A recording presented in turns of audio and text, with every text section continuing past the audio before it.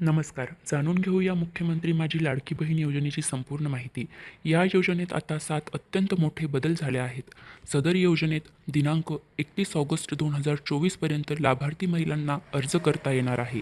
तसेच 31 ऑगस्ट 2024 पर्यंत अर्ज करण्यात आलेल्या लाभार्थी महिलांना दिनांक 1 जुलै 2024 पासूनच दरमहा ₹1,500 मिळणार आहेत. या योजनेच्या पात्रतेमध्ये अधिवास प्रमाणपत्र आवश्यक असल्याचे नमूद करण्यात आले होते.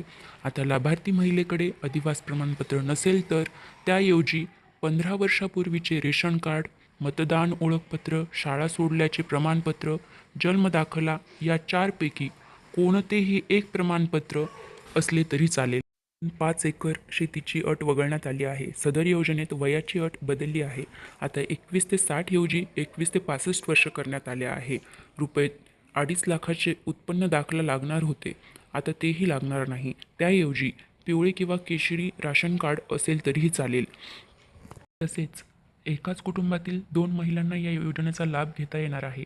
वय वर्षे 21 पूर्ण असेल तर अविवाहित मुलगी सदर योजनेचा लाभ घेऊ शकते. आता जाणून घेऊया यासाठी कोणती कागदपत्रे गरजेची व महत्त्वाची आहेत. 1. आधार कार्ड. आधार कार्ड तुम्हाला कंपल्सरी लागणार आहे. 2. अधिवास प्रमाणपत्र किंवा जन्मदाखला किंवा शाळा सोडल्याचे प्रमाणपत्र यापैकी एकही डॉक्युमेंट नसेल तर 15 वर्षापूर्वीचे रेशन कार्ड किंवा मतदान ओळखपत्रही चालेल. त्यानंतर 3. अर्जदाराचे हमीपत्र लागणार आहे. 4. बँक पासबुक आधार लिंक केलेले असावे म्हणजेच KYC केलेले असावे. 5. महिलेचा जन्म परराज्यात झाला असल्यास पतीचे कागदपत्रे लागतील. अर्जदाराचे हमीपत्र लागणार आहे. हमीपत्र अर्ज भरताना लागते.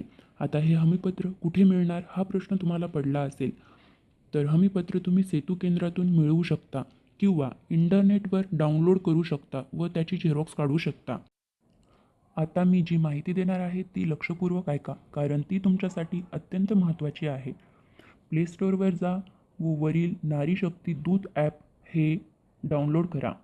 तुमच्या मोबाईलमध्ये प्ले स्टोअर आहे, त्यामध्ये जाऊन हे डाउनलोड करू शकता म्हणजेच इन्स्टॉल करू शकता व त्यावर घर बसल्या मुख्यमंत्री माझी लाडकी बहीण योजनेचा अर्ज करू शकता.